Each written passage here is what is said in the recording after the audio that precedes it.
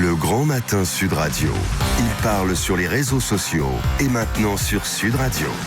Et vous voulez des bons conseils de kiné sur la santé, le bon positionnement, eh bien c'est avec Major-Mouvement qui est avec nous. Bonjour.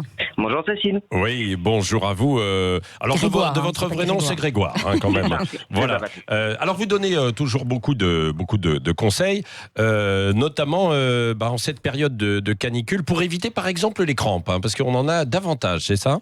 Exactement. Alors Patrick, en vrai, j'espérais que vous ne me posiez pas la question parce que les crampes, c'est comme l'homéopathie, c'est le sujet qui divise le plus la communauté scientifique parce qu'en réalité, on ne sait pas exactement d'où ça vient et on ne sait pas vraiment comment non plus vraiment la traiter. Scientifiquement, on n'a pas encore grand-chose. Ce qu'on sait, c'est que c'est pas forcément la quantité d'eau qui compte, mais plutôt la qualité de l'eau qui compte avec une richesse en minéraux. Et là, encore une fois, par rapport aux minéraux qu'on ingère, ça peut varier en fonction des types de crampes. C'est-à-dire qu'il faut boire, si on boit beaucoup, on aura peut-être un peu moins de crampes, mais il faut de l'eau avec du magnésium, c'est ça. Alors, magnésium, pas forcément. On pense parfois plutôt, en fait, à consommer des aliments qui contiennent des minéraux. Donc, prendre plutôt de la pastèque, prendre de l'eau, des tomates, des concombres, des aliments qui sont riches en eau, qui contiennent naturellement des minéraux. D'accord. Donc, en fait, taper seulement sur le magnésium, là, encore une fois, ça divise la communauté scientifique.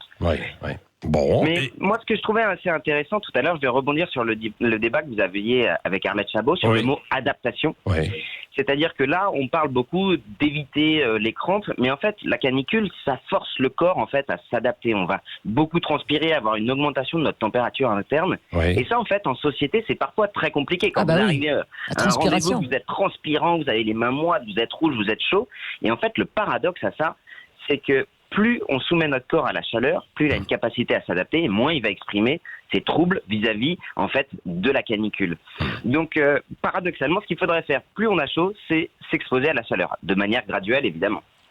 Comme font les Bédouins dans le Sahara. Mais exactement, quand vous allez, moi j'ai vécu pendant 5 ans en Guadeloupe, évidemment on adapte le rythme de travail, on travaille plus tôt, on finit plus tôt, on évite de travailler entre midi et 14h, surtout pour tous ceux qui ont des métiers qui travaillent au soleil. Moi, vous imaginez bien en tant que kiné que si je veux faire des étirements et des sports à mes patients entre midi et 2, à 18h, ça va être Tchernobyl dans mon cabinet. Mais ce que je veux vous dire, c'est qu'en fait, l'adaptation, elle n'est pas que logistique, elle peut être aussi physiologique. Merci. Et donc, on peut aller suivre vos conseils sur Instagram notamment. Major-Mouvement. Merci beaucoup Grégoire d'avoir été avec nous.